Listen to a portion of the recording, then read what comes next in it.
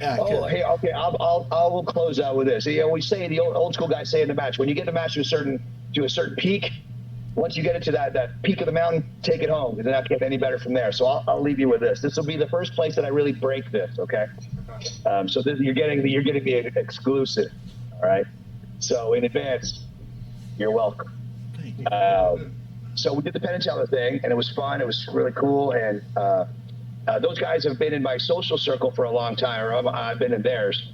And but after that, I really became cool buddies with Teller, and they were both wonderful to work with and really, really sweet, great human beings and super talented. They are the Jake the Snakes of magic. Like nothing's getting past those guys. And so where is it going? Oh yeah, okay. So we put up the stuff that we're doing the same, more or less something similar to that on America's Got Talent. They called us, okay, no problem. So me and one of the Freak Show Wrestling OGs, Shocker, a wonderful musician here in Las Vegas, a good friend of mine, he asked me to do the show. And I was kind of on the fence about it because I know a lot of like the carnival guys have gone on the show, and usually, you know, they can't heal on a little kid or they can't heal on some old lady or something, but they can heal on a supervillain, you know. So like they did that to Clownbus a couple of years back, and Clownbus is an awesome performer. He sounds just like Elvis, looks like you know, he's a clown. He's got the big pompadour, the haircut like Elvis. He's awesome. He sing great. So they asked him, hey, could you sing? And he sings like, you know, funny songs, or everybody sings it like perfectly like Elvis. So they go, hey, could you sing Old MacDonald Has a Farm? And he goes, sure, why? He goes, I got plenty of other songs and better songs. Well, it's copyright safe, blah, blah, blah, whatever. He goes, okay, I'm a team player, I'll play ball. So he goes out there and he starts singing Old MacDonald and. So he realizes that he's getting jobbed out. So he just kicks out and he goes right for Sharon Osbourne, who was one of the judges at the time, and said something about, he goes, man, if you're going to X me, you must have a contact high from your husband. and she got hot and she bowed up and she just cussed at him left and right. And he just kind of went with it, took it with a grain of salt. So I've known a few performers, really great performers, you know, world record holders, just awesome performers that would go onto that show and get jammed up because, again, it's, you know, rather heal on some person that looks like a Batman villain than heal on some cute little kid or some such. So that makes sense. I get it. So they asked me to do the show. I go, okay. So Shocker said, so we're going to do pretty much what we're doing on Penn and Teller. And so we don't know that when it's going to air because they don't tell us anything. We're not supposed to talk about it till after the season, but it's after the season. So fuck you, Simon. And there we go with that. I'm going to take any heat on somebody. I'll take it on that D-bag. So we're going to do this deal. They're all excited. The producers are excited. The producers are great. They're awesome. I actually knew one of the producers from WWE. He was there when I was Sarni. Really great dude. And they're all excited. They put the ring up and everything, blah, blah, blah.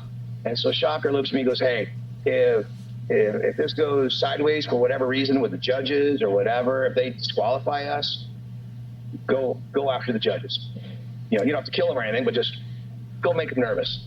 And then we'll get Terry Crews to kind of get in between you and run you off. And it's the bad guys, you know, cross the bear to always have to tuck tail and scamper into the sunset. Curses, foiled again. So, okay. So we're coming along, and early into this thing, you know, we're asking again, like the Penn and Teller thing, like, hey, you want to see a clothesline or a whatever?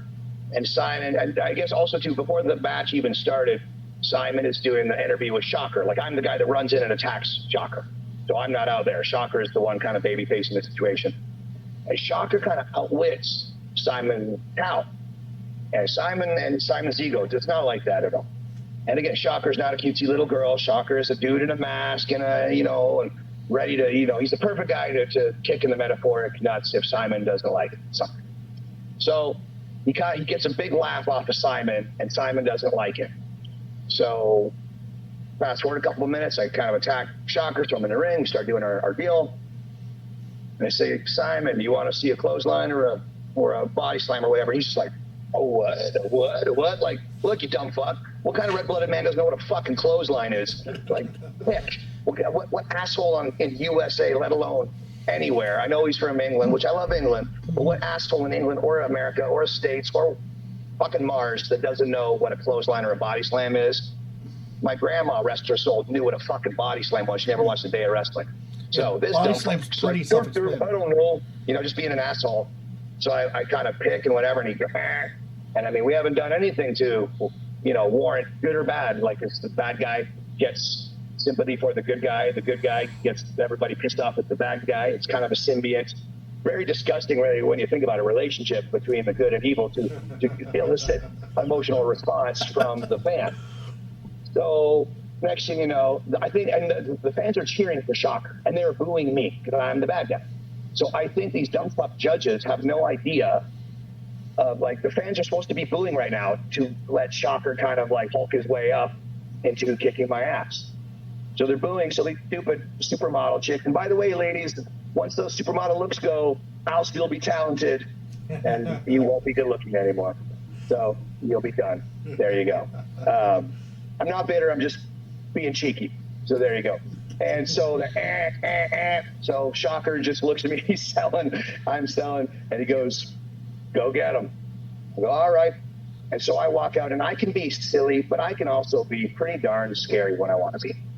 And I just start slow walking to the judges. I hop right off the stage, which is an athletic leap as it is, where they were filming. There's about 2,000 people there. I hop off of this, I don't know, whatever it was, 7-foot stage, just like a, Doink the Clown bangs Spider-Man. 9 months later, pops out Sinn Bodhi. And here I am, hopping off the stage and slow walking to these idiot judges. And I can see, like, what's his face? What's his face? The guy that has been funny since I was born. What's his face? Andy. Howie Mandel? Howie, my wife knew it. Howie Mandel. He starts kind of inches back into his seat, like, is this guy really for real? Is this guy crazy? He's gonna get us? He's going backwards. No. Instead of sitting up in his seat like a, I don't know, whatever, like a kid listening to ghost stories at a campfire or something. And the two girls are just looking stupidly oblivious, like, is this guy gonna come and do something? We're hot. You can't attack hot people, like. And again, once you're old, you'll no longer be talented, because your youth is your skills, ladies. For you two ladies, other women across the planet, brilliant. I love women. They're smart. They're better than men at everything except maybe opening pickle jars. But those two ladies, dumb fucks. So anyway. And Simon even starts kind of itching back at the seat going, whoa, mate, you better not. And I'm literally going, for what, old man? You gonna not book me? You gonna X me again, you fucking C word, whatever. I didn't cuss, but I was selling hot. I could give a shit, but I was selling hot. And I wasn't selling like cartoony, whatever. I was selling like, holy shit, this guy is gonna eat my face off. And so the producer, the judges legit know nothing about our act. Like, we're a total surprise. All the acts are a surprise, but the producers know what we're up to. And we told the producers to give Terry Crews a heads up. All she needs to do is, hey, if the clown starts walking to the judges, get in between them and bow up, he'll back off. And so as far as we knew, Terry Crews knew that. So I start walking, I'm looking in the corner of my eye, I'm like, where is this motherfucker, I don't really want to have to kill these 4 idiot judges. That's not much of a get, like, give me a real warrior, that there is 50-50. But those 4 hens, it's like a fox in a hen house of 4 judges, okay? I'm going to shred these idiots. And everybody in the audience is like, oh, and I'm looking at Terry Crews, and they're like, Terry, whatever. And I'm like, where's Terry Crews? I dare him to, save you idiots, whatever. And I look over, and Terry is not jumping down. Terry is not on the floor. Terry's in the wings, looking out of the corner of like the stage and going, you leave them alone. And I just was like, this big scary dude looks like the biggest coward right now. And I don't want that for him. He was nice. The judges were dickheads, but he was nice. So I'm like, I don't want to make this guy look like the dickhead. But come on, man, work with me. I'm like, and so as serious and as shoot as I looked, which I think is it's an oxymoron, but to say like a work shoot, because if the work is good, it should look like a shoot. Yeah, right. So I'm looking, I'm like, I dare you to come and fucking, like, leave them alone. You leave them alone. Like, he's 100 feet away from me, screaming from the wings, And I'm like, come and fucking make me, and you just leave them alone, good sir, And And I literally kind of started working. I looked at the audience. I'm like, you don't want to see me and Terry Crews? Everybody loses their fucking minds. I'm like, yes, we want to see Terry Crews kick your ass. We want to fuck you and all this stuff. And they wanted it so bad. And Terry, bless his soul, he is some producer has not smartened him up. The plan is not going to kill you.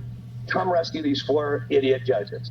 And he wasn't getting off the stage for nothing. I'm sure he likes those judges, but I'm sure he likes his own safety more than the safety of those 4 heads. So he doesn't do shit. And I'm just still slow walking, like picture like Undertaker's entrance, but like all jacked up on Mountain Dew. Okay. So I'm walking as slow as he is, but I'm looking like I'm going to rip out of my skin, And then finally, this little dude that's like, he's just one of the ADs with a headset, and he's going like, all right, we're going off air. I'm like, and I walk away. And I literally got this close to the desk, and then I'm like, all right, we're off. I'm done. Fuck this. And then the four judges kind of like, ugh. And then I walked off, and the place was so loud, and I'm like, that's the response you're supposed to get, you idiots. And I walk in the back and I see Terry Crews. Terry's like, oh. And I go, hey, bro, nice to meet you. I don't know if you know or not, but if you had stepped onto that floor, I would have backed up for you, man. That's my job. He goes, oh, no. I know how wrestling works. I'm a big wrestling fan. I know how it works. And I'm thinking, well, I don't know that you do.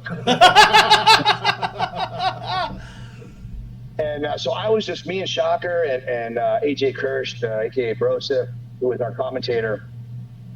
We're all like, well, I guess we'll see what they do with this, because they've got to Fox and CNN that shit, because they've got to chop it into increments, because they cannot show the whole footage. They show the whole footage, it will make Terry Crews look like a total coward, because he was shaking in his fucking boots.